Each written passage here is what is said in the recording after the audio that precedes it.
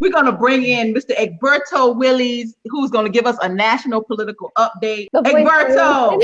Man, Tamara, you guys have been getting rough in there, man. I mean, you guys have been rough and tumble in there with mortgage deductions and Green New Deal and white supremacy. That is the whole reason behind the Green New Deal, to get rid of that. I love what they're doing. I love what Alexandria Ocasio-Cortez is doing. If you notice, one of the major components of the Green New Deal is to make sure that as we move to a green economy, it is equitably distributed. So you guys are right on as usual. Anyhow, do I get a chance to give my national take here for a second? Absolutely. We need a timeout.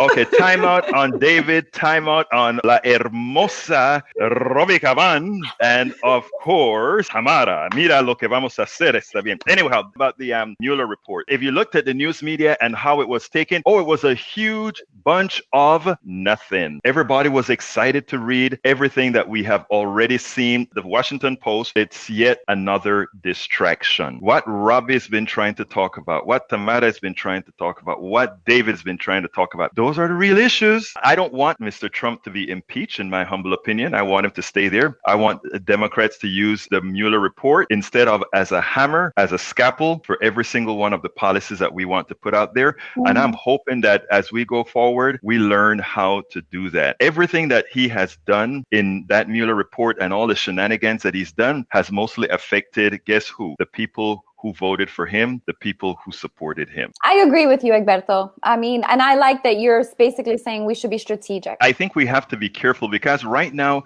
everybody is concentrating on the Mueller report in the news media, right? And Robbie, you are out there in the fields with the homeowners and you know what has happened with redlining and all these issues. None of this matters to those people. Who are those people? I'd like to expand who those people are. Those people are the Trump voters that should really be our voters, and those people are our voters. What I try to tell folks now is let's stop looking down at those Trumpsters. I am trying to meet these Trumpsters because the truth of the matter is they've been hoodwinked. And what we have to try to do is show them the kind of compassion that is necessary to show that we can actually do something for them. The Mueller report and all these elitist progressive people. I love Rachel Maddow. I love all these progressives, but they're just elitist progressives. You will see none of them in those neighborhoods that you're in, Ravi. You will see none of them doing all the things that really affect our people. They talk a good game on TV. Look at what those Republicans are doing to those lowly Latinos, those lowly black folk or whatever. But see how many of them are really in the community, or how many of them are, when we are out there in the streets, on the field, other than having a camera, how many of them are really out there pushing the values? If more of them were there, we wouldn't have been in the state that we're in right now. Yeah, it's an intellectual understanding and theory instead of the actual living it. And Tamara, you probably can attest to this within even the Democratic Party. No? Isn't there some parallels to what I could be mistaken. I hear them. I feel like I do. Tell me what you hear, because I'm trying to follow Egberto. I haven't, I don't know a whole lot about this Mueller report, so I haven't been following it to the extent that I can.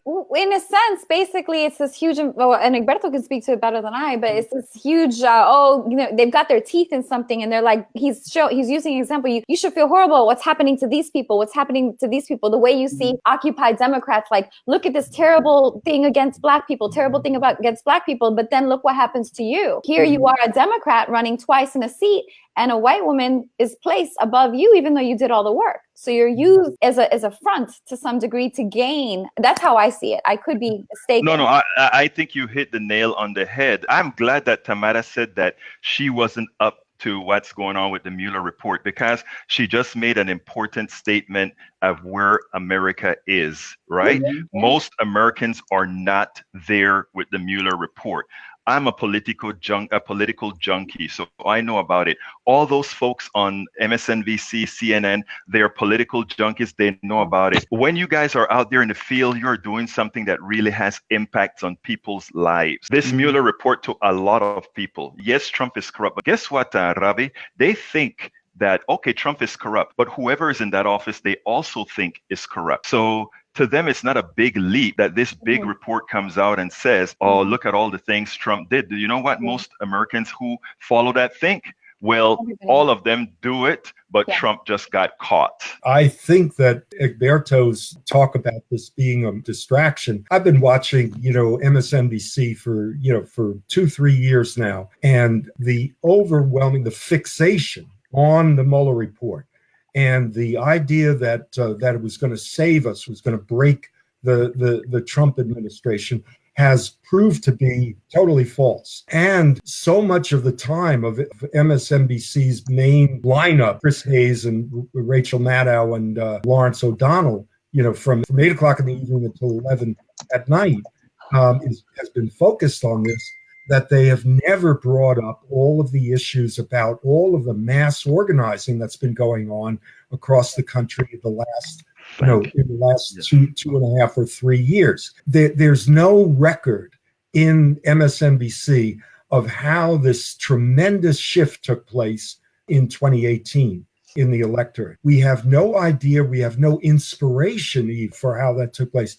Chris Hayes does some of this, and he did a whole thing on race. He's done that to some extent. It's looking for these saviors. I am so glad, David, that you hit that on the nail. With Hayes sometimes comes out, but this great movement that occurred in 2018, we were out there in the field. I can tell you that because I was a part of it with all the great folks from Indivisible, all the great folks from Swing Left, all the great folks from PSR. All these organizers were out there, and you would not have known that it got covered. Here's the funny thing, though. If it were the Tea Party out there in groups of 5 or 10, you can almost feel guaranteed that MSNBC would have carried it, but they don't carry us. And I want to say one short thing before I quit here, and that is, it comes from that thing that I call the rail effect, the left rail and the right rail. We have the MSNBCs looking at the left rail, and we have the Fox and all the others looking at the right rail. They all stay within a particular window. But guess one thing we know is that those two rails make up a track, and that track is going in the same direction, and it's going away from the middle class, and it's going away from the poor. And until we derail it, and that is what I hope we're all doing, until we derail it. As far as the Mueller report, I'm gonna just tell you, like, it is a distraction, and many of us are like, to hell with that. Like, okay, what's gonna change? Nothing's gonna change. We still have work to do, and some of us have not. I haven't even I hear people talk about it, but I haven't even had like a drop of interest to find out what it said. For what? Nothing's gonna change. We still have work to do. Tamara, I thank you. And I am glad that you have the courage to actually say that, because that is how most people feel. And there are, I think folks like myself should be using that Mueller report tactically. But at the same token, from my show yesterday, I said, forget about it. Forget about impeachment. Let's start talking about what we are going to do, what you guys are doing to effectively make a change systemically in each of these communities. And if we get that done, the people that we want elected, I'm not talking about just your basic Democrats, I'm talking about progressives getting elected. Well, I know that there's a disconnect to your point about what is happening in theory, or what is happening in certain communities, whether it's the North Side. I have, because I'm working in real estate, there's a corner lot here, an entire corner. It's a 6-unit, 7,000 square foot building with parking. I have had the worst time selling this. Why? Because our local values are so unstable. The things that happen on the South Side do not happen on the North Side. Wholesaling, when people buy well below market and are literally stealing from people, that does not happen on the North Side. I just wanted to mention that because this is a pure example of the disconnectedness. Let's let Egberto give us a final word on his way out. I know he's in San Antonio, boots on the ground, making it happen. So thank you, Egberto, for hopping in, and thank you for all you do. Well, let me tell you, I just love being on the show, because I tell you what, you guys are accomplishing something.